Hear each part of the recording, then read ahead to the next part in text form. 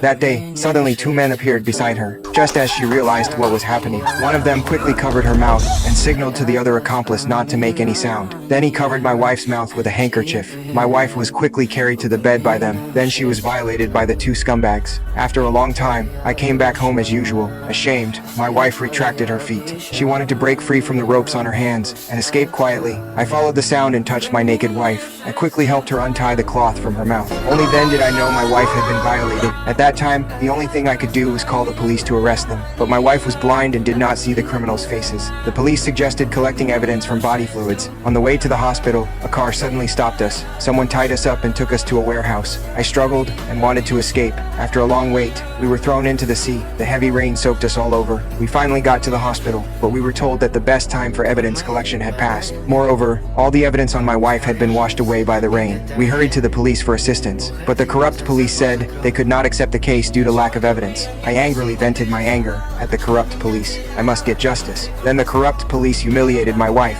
When we got home, I held back my anger and said nothing. My wife came and told me to rest. I told her to go to sleep early by herself. Sadly, my wife thought I thought she was dirty. The next day I lost my temper at work because I was not in a good state. When I calmed down, I realized I had treated my wife badly yesterday. So I went home to apologize to my wife, but there was no sound from my wife in the room until a toe hanging in the air touched my back. My wife had already left me. I broke down and fell into despair. On the day of my wife's funeral, a powerful politician found me and admitted that he was the brother of the murderers. Shamelessly, he wanted to give me a sum of money to settle the matter. Then he threatened me to be careful with my words and deeds in the future. At night I found my wife's suicide note. The injured wife had planned to live a good life. But later, the two scumbags violated my wife again. The two violations were the real cause of my wife's death. The next day, I rushed to the police station again. The police had long been bribed by the politician. This time, I came to tell them that I would take revenge in my own way.